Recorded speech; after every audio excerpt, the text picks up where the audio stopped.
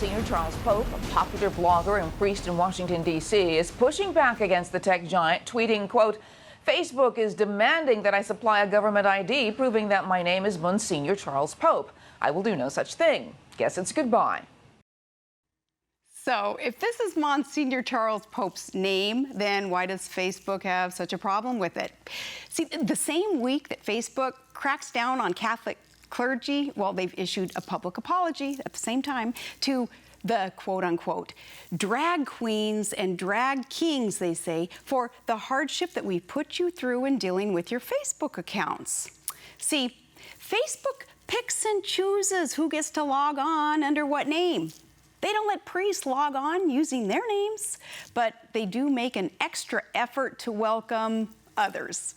Well, Facebook owner Mark Zuckerberg, he is stinking rich. And it's because we drive traffic to Facebook and his wallet. And then he turns around and he donates millions to liberal causes. Recently, about $1 billion worth of shares to Planned Parenthood supporters.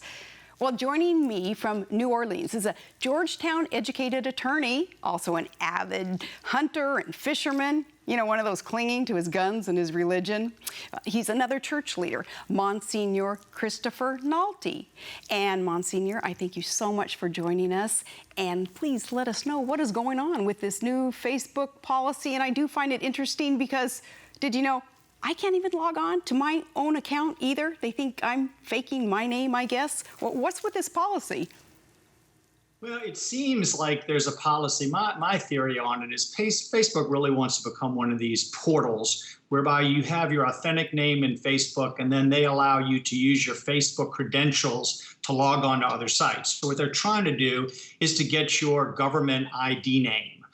Priest, most places don't allow you to put your priestly title on your driver's license or on your passport, and that's basically the line that Facebook is taking.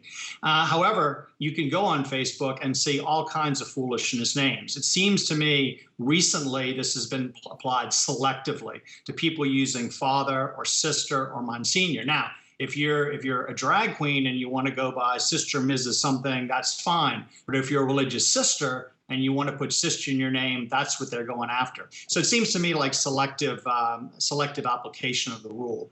Well, I'm glad that you explained that that's the significance of our mentioning the drag queens and drag kings that Facebook apologizes to, but then still bans you all from using your appropriate titles. Why is it important for any member of the clergy to use your titles?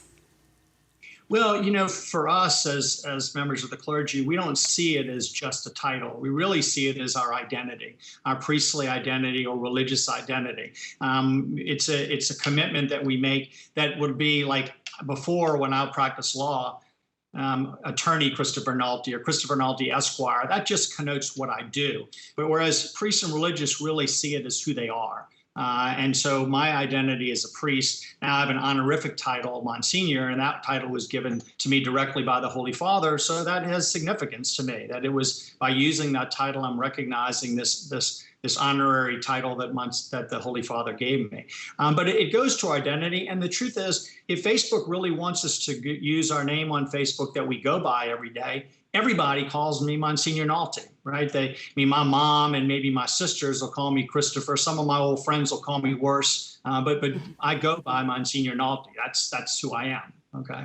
Oh, thank you for explaining that further, that is your identity. I hear that you and others are tempted to quit Facebook if they don't change their ways. Really? You'd bail from Facebook? Yeah, well, the truth is that nowadays there's a lot of social media sites. I originally got on Facebook primarily just to see things that my friends had put up. After a while, and once I got an iPad, it made it very easily to scan. I can like news outlets and I can use it like a news feed. And I found it's good for evangelization. But the truth is they're not the only game in town these days. And if Facebook wants to drive people like me and other priests and religious away, we'll find another way. In fact, somebody sent me recently about a new social page just for Catholics called Awestruck TV, awestruck.tv. And it's basically a Facebook model, but it's people, who are talking primarily about Catholic issues. And that's kind of what I go on there. I want hard hard news. I want what's going on in the country, and I want to know what's going on in the church, not just in the United States, but around the world. And Facebook has allowed me to do that. But if they drive me off by having me go by a title without my title, which is not how I go to day, I'm sure a lot of us will leave. I mean, I've talked to a number of priests. One of my priest friends from Connecticut got shut out yesterday.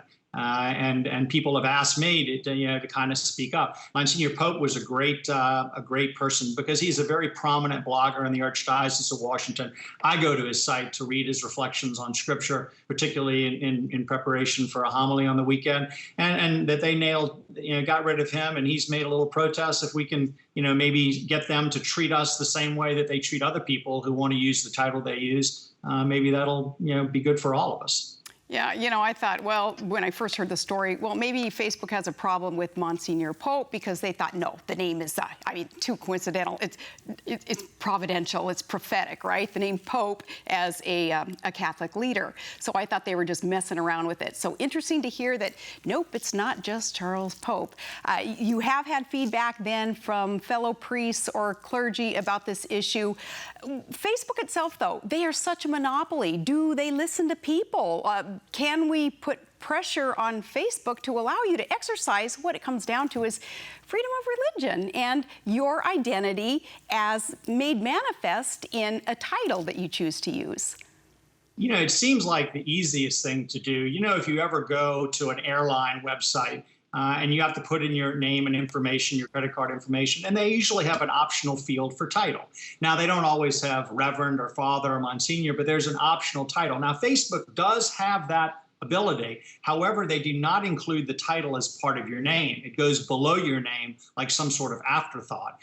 Truth is, I go by Monsignor Nalty every day. That's what people call me. And the idea, what interests do they have besides, I think their main interest is money. And I think they're trying to monetize by having my legal information so that I may use Facebook to go onto other sites and they can capture some sort of revenue from it.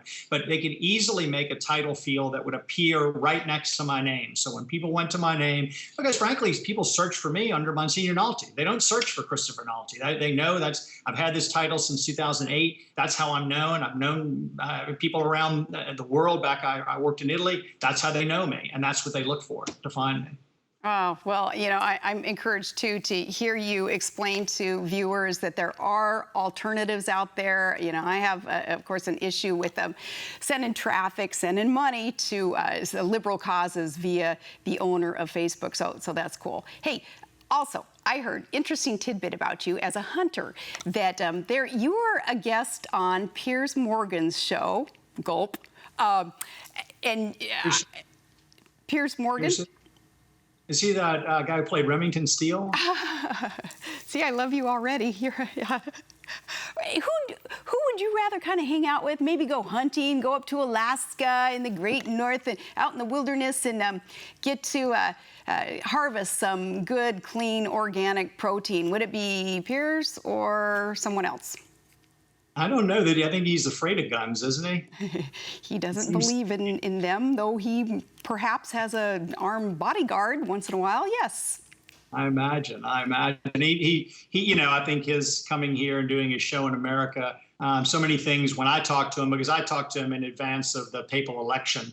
Back when Pope Francis was elected. That's why he had me on the show. He didn't bring up guns with me. I was kind of ready for that, but I was right in the middle of his gun tirade, but he didn't bring it up. But someone like that being a prominent commentator to Americans, oftentimes you can find that they're really out of touch with the kind of everyday, normal, people who live here, not just the big city liberals, but the people who live in the heartland or the people who live in the South, and they have a different attitude toward them. Unfortunately, that's what happened, I think, to his show. I think the ratings kind of trickled off a little bit. Yeah, he was telling us how to live our lives.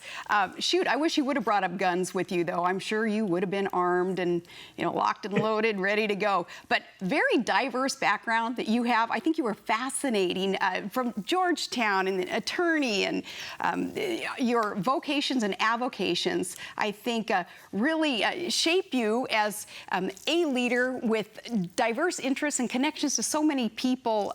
Keep up the good work. And again, I'm sure that the perspectives that you bring to what it is that you do in the ministry is so valuable. People say, you know, I work for a lawyer. So some people, there's a wide variety of people who are in my, profession. And that's really what it is. You profess your belief in something. And for some people, it would be someone who went right out of high school, who led a very holy life, or a monk. Some people want to talk with priests who've kind of been out there in the mix and, led a more of a normal mainstream type of life before they went into the priesthood. But, I have other priests around the country and around the world. And, these are my closest friends. And these are really the guys who I stay in touch with on Facebook. We kind of evangelize each other, past things of interest. And to see them just over the last several weeks being, their titles removed and Facebook it's very selective what's been going on. And I know that I'm on the list because they sent me a notice asking me to verify my real name. And I said, that's my real name. And like I said, one of my brother's priests lost his account yesterday, and he can log on back with just his name without father, but I'm not sure that he's really interested in doing that either. So we'll find another way to get in touch. Well, and bless your heart, mentioning you being on a list, I'm sure after this visit with me today, you're probably on a couple other lists too. So, bless your heart. Monsignor Christopher Nalty, thank you so much for joining us today. And next up, my final thoughts for the day.